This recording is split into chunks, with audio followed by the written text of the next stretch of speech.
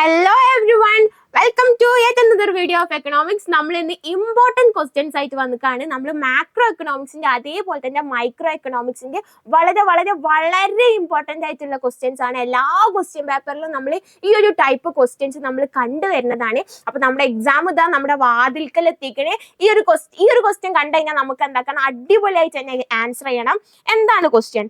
അതായത് നമ്മുടെ മൈക്രോ എക്കണോമിക്സിൽ നമ്മൾ പ്രൊഡക്ഷൻ ആൻഡ് കോസ്റ്റ് എന്ന് പറഞ്ഞ ചാപ്റ്ററിൽ നമ്മൾ എങ്ങനെയാണ് കോസ്റ്റ് കാൽക്കുലേറ്റ് ചെയ്യുന്നത് നമ്മൾ പഠിച്ചിട്ടുണ്ടല്ലേ. TFC, TC, TVC, AFC, AVC എന്നൊക്കെ പറഞ്ഞിട്ടില്ലേ.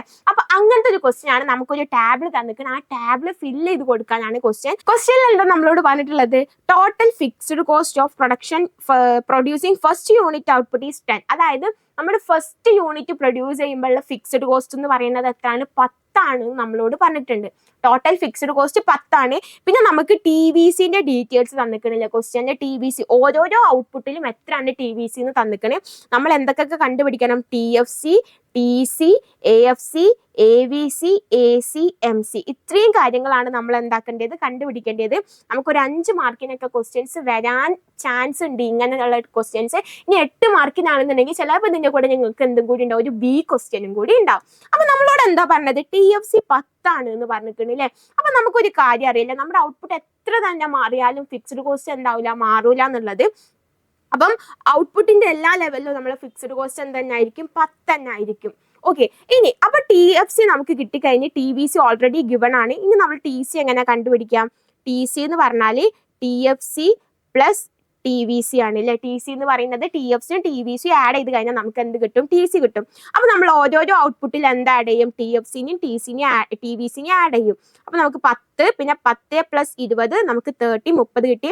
10 + 30 40, 10 + 50 അങ്ങനെ നമുക്ക് TC കിട്ടിക്കഴിഞ്ഞു. ഇനി നമ്മൾ എന്താ കാണേണ്ടത്? AFC ആണല്ലേ കാണേണ്ടത്. AFC എങ്ങനെ നമ്മൾ കാണാം? TFC ഡിവൈഡഡ് ബൈ ക്വാണ്ടിറ്റി ആണ്. ക്വാണ്ടിറ്റി മീൻസ് ഔട്ട്പുട്ട് ആണ്. അപ്പൊ നമ്മൾ എന്താക്കും? 10 ഡിവൈഡഡ് ബൈ 0. അപ്പൊ നമുക്ക് എന്തില്ല, ഫസ്റ്റത്തേതിൽ AFC ഒന്നുമില്ല. 10/1 അപ്പൊ 10 കിട്ടി. 10/2 5, 10/3 3.3, 10/4 2.5, 10/5 2. അപ്പൊ അത് കിട്ടിക്കഴിഞ്ഞു. ഇനി AFC നമ്മൾ എങ്ങനെയാ കണ്ടത്? TFC/Q ആയിരിക്കും അല്ലെ. അപ്പൊ AVC എങ്ങനെയായിരിക്കും കാണാൻ? എല്ലാവരും ഒന്ന് പറഞ്ഞേ. യെസ്, TVC/Q ആയിരിക്കും എന്തെന്ന് പറയുന്നത്? AVC എന്ന് പറയുന്നത്. അപ്പൊ നമ്മൾ എന്താക്കി? അതേപോലെ എന്ത് കാണും? AVC കണ്ട, അതായത് 20/1, 30/2, 50/3 അങ്ങനെ നമ്മൾ എന്ത് കണ്ട്? AVC കണ്ട്. ഇനി AC നമ്മൾ എങ്ങനെയാ കാണാം? TC/Q ആണ് AC കാണുന്നത്. നമുക്ക് ഓരോരോ ഔട്ട്പുട്ടിൽ എത്രയാണ് TC എന്ന് നമുക്ക് അറിയാം അല്ലെ. ഓരോരോ ഔട്ട്പുട്ടിൽ നമ്മൾ TC എത്ര എന്നുള്ളത് നമുക്കറിയാം. അപ്പൊ നമ്മൾ എന്താക്കും? ഈ TCനെ നമ്മൾ ക്വാണ്ടിറ്റിനെ കൊണ്ട് ഡിവൈഡ് ചെയ്ത് കഴിഞ്ഞാൽ എന്ത് കിട്ടി? നമുക്ക് AC കിട്ടിക്കഴിഞ്ഞു. ഇനി അടുത്തത് എന്താണ്? MC ആണ്. MC എന്ന് പറഞ്ഞാൽ എന്താ? ചേഞ്ച് ഇൻ TC ആണ് എന്തെന്ന് പറയുന്നത്? MC എന്ന് പറയുന്നത്. അപ്പൊ ഓരോ ഔട്ട്പുട്ടിലും എന്ത് TCയിൽ വരുന്ന ഡിഫറൻസ്. അപ്പൊ ഫസ്റ്റ് ഡിഫറൻസ് ഒന്നുമില്ല. പിന്നെ 10 ഉള്ളത് 30 ആയി. അപ്പൊ 20ന്റെ ഡിഫറൻസ്. 30 ഉള്ളത് 40 ആയി. 10ന്റെ ഡിഫറൻസ്. 40 ഉള്ളത് 60 ആയി. 20ന്റെ ഡിഫറൻസ്. 60 ഉള്ളത് 90 ആയി. അപ്പൊ 30ന്റെ ഡിഫറൻസ്. 90 ഉള്ളത് 110 ആയി. അപ്പൊ 20ന്റെ ഡിഫറൻസ്. ഓക്കെ, അപ്പൊ ഇങ്ങനെ നമ്മൾ ചെയ്ത് കഴിഞ്ഞാൽ നമ്മൾ ആ ഒരു ടേബിൾ കംപ്ലീറ്റ് ആയി. വളരെ എളുപ്പത്തിൽ നമുക്ക് ചെയ്യാൻ പറ്റിയ ഒരു ക്വസ്റ്റ്യൻ ആണ് ഇങ്ങനത്തെ ഒരു ക്വസ്റ്റ്യൻ എന്ന് പറയുന്നത്. ഇനി അടുത്ത ക്വസ്റ്റ്യൻ നമുക്ക് നോക്കാം. അടുത്തത് എന്താണ്? Write the identity of GDP as per expenditure method. Expenditure method പ്രകാരം GDPന്റെ ഐഡന്റിറ്റീസ് എന്തായിരിക്കും എന്നാണ് ഒന്ന്. പിന്നെ എന്താണ്? Calculate GDP, MP, NDP, FC, NNP, FC.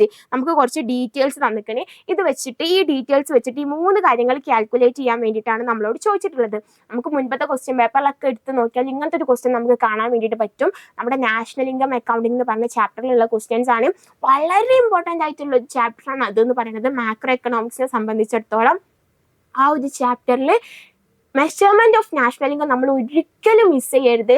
ഞാൻ എപ്പോഴും പറയുന്നതാണ്, ആ ഒരു ഭാഗം നിങ്ങൾ എന്താക്കരുത്, നിങ്ങൾ പഠിക്കാണ്ട് പോവേ ചെയ്യരുത്.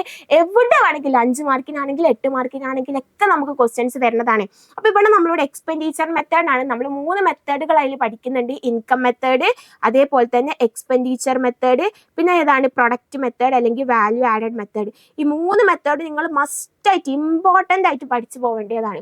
ഓക്കെ അല്ലേ. അപ്പൊ ഇവിടെ എക്സ്പെൻഡിച്ചർ മെത്തേഡിന്റെ ഐഡന്റിറ്റീസ് ആണ് ചോദിച്ചിട്ടുള്ളത്. എങ്ങനെയാണ് നമ്മൾ എക്സ്പെൻഡിച്ചർ മെത്തേഡ് പ്രകാരം GDP കാണാം? GDP = consumption plus investment plus government consumption expenditure plus export minus import ആണ് എന്തെന്ന് പറയുന്നത് GDP എന്ന് പറയുന്നത്. അപ്പൊ സി എന്ന് പറഞ്ഞാൽ എന്താണ്? നമ്മുടെ കൺസംഷൻ എക്സ്പെൻഡിച്ചർ ആണ് എന്തെന്ന് പറയുന്നത് സി എന്ന് പറയുന്നത്. എന്താണ്? Total spending by household. നമ്മുടെ ഹൗസ് ഹോൾഡിന്റെ ടോട്ടൽ സ്പെൻഡിങ് ആണ് ഗുഡ്സിന്റെയും സർവീസിന്റെയും മുകളിലുള്ളത്. പിന്നെ എന്താണ്? Investment expenditure. ഇൻവെസ്റ്റ്മെന്റ് എക്സ്പെൻഡിച്ചർ എന്ന് പറഞ്ഞാൽ എന്താണ്? ഓരോരോ ഫേമും ക്യാപിറ്റൽ ഗുഡ്സിൽ ഇൻവെസ്റ്റ് ചെയ്യുന്നതിനാണ് നമ്മൾ എന്തെന്ന് പറയുന്നത് ഇൻവെസ്റ്റ്മെന്റ് എക്സ്പെൻഡിച്ചർ എന്ന് പറയുന്നത്. അടുത്തതാണ് government expenditure. Total spending by government on goods and service. Goods and സർവീസിന്റെ മുകളിൽ ഗവൺമെന്റിന്റെ സ്പെൻഡിങ് ആണ് എന്ത്? Government expenditure. എക്സ് എന്ന് പറഞ്ഞാൽ എന്താണ്? എക്സ്പോർട്ട് ആണ്. അതായത് നമ്മുടെ ഇവിടുന്ന് മറ്റു രാജ്യങ്ങളിലേക്ക് നമ്മുടെ സാധനങ്ങൾ കയറ്റി അയക്കുന്നതിനാണ് നമ്മൾ എന്തെന്ന് പറയുന്നത് എക്സ്പോർട്ട് എന്ന് പറയുന്നത്. എം എന്ന് പറഞ്ഞാൽ ഇമ്പോർട്ട് ആണ്. അതായത് അവിടുന്ന് ഇങ്ങോട്ട് വരുന്നത്. അപ്പൊ നമ്മൾ എന്താക്കുക? എപ്പോഴും ഇമ്പോർട്ട് മൈനസ് ചെയ്യണം എന്നുള്ളത് ആലോചിച്ച് വെക്കുക. എക്സ്പോർട്ടിൽ നിന്ന് ഇമ്പോർട്ട് നമ്മൾ എന്താക്കണം? ഈ ഇതെല്ലാം ആഡ് ചെയ്തിട്ട് നമ്മൾ ലാസ്റ്റ് എന്ത് മൈനസ് ചെയ്യണം?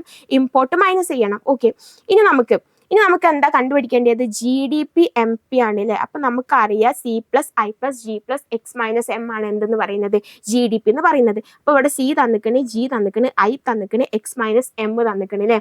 അപ്പൊ നമ്മൾ അങ്ങനെ ചെയ്ത് കഴിഞ്ഞാൽ നമുക്ക് എന്ത് കിട്ടി? GDP MP കിട്ടി. എത്ര? 49,650 എന്നുള്ളത് നമുക്ക് GDP MP കിട്ടി കഴിഞ്ഞ്. ഇനി നമ്മളോട് പറഞ്ഞത് എന്താണ്? NDP-FC കണ്ടുപിടിക്കാനാണ്. അപ്പൊ നമുക്ക് അറിയാം, അതായത് GDP-യും NDP-യും തമ്മിലുള്ള ഡിഫറൻസ്, അതായത് ഗ്രോസ് ഡൊമസ്റ്റിക്കിനെ നമുക്ക് നെറ്റ് ഡൊമസ്റ്റിക് ആക്കണം എന്നുണ്ടെങ്കിൽ ഗ്രോസും നെറ്റും തമ്മിലുള്ള ഡിഫറൻസ് എന്ന് പറയുന്നത് എന്തേനും മക്കളെ? ഗ്രോസും നെറ്റും തമ്മിലുള്ള ഡിഫറൻസ് എന്താണ്? അതായത് ഡിപ്രിസിയേഷൻ ആണ് ഗ്രോസും നെറ്റും തമ്മിലുള്ള ഡിഫറൻസ് എന്ന് പറയുന്നത്. ഓക്കെ, ക്ലിയർ അല്ലേ? അപ്പൊ നമുക്ക് നോക്കാം. നമുക്ക് GDP MP കിട്ടിക്കഴിഞ്ഞ്. അപ്പൊ ഇനി നമ്മളോട് NDP-FC ആണ് കണ്ടുപിടിക്കാൻ പറഞ്ഞത്. അപ്പൊ GDP-FC എന്ന് നമുക്ക് ഡിപ്രിസിയേഷൻ മൈനസ് ചെയ്ത് കഴിഞ്ഞാൽ എന്ത് കിട്ടും? NDP-FC കിട്ടും. അപ്പൊ നമുക്ക് GDP-FC കണ്ടുപിടിക്കണ്ടേ? വേണ്ടേ? നമ്മൾ കണ്ടുപിടിച്ചിട്ടില്ല. GDP MP മാത്രം നമ്മൾ കണ്ടുപിടിച്ചിട്ടുള്ളൂ. ഒന്ന് GDP MP ആണ്, മറ്റൊന്ന് GDP-FC ആണ് അല്ലേ? MP-യും അതേപോലെ തന്നെ മാർക്കറ്റ് പ്രൈസും ഫാക്ടർ കോസ്റ്റും തമ്മിലുള്ള ഡിഫറൻസ് എന്ന് പറയുന്നത് എന്താണ്? നെറ്റ് ഇൻഡയറക്റ്റ് ടാക്സ് ആണ്. മാർക്കറ്റ് പ്രൈസിന് നമ്മൾ ഫാക്ടർ കോസ്റ്റ് ആക്കണം എന്നുണ്ടെങ്കിൽ നെറ്റ് ഇൻഡയറക്റ്റ് ടാക്സ് മൈനസ് ചെയ്താൽ മതി. ക്ലിയർ അല്ലേ? ഓക്കെ, അപ്പൊ നമ്മൾ എന്താക്കി? GDP MP നിന്ന് നെറ്റ് ഇൻഡയറക്റ്റ് ടാക്സ് മൈനസ് ചെയ്ത് കഴിഞ്ഞപ്പോൾ നമുക്ക് എന്ത് കിട്ടി? GDP-FC കിട്ടി 47,850.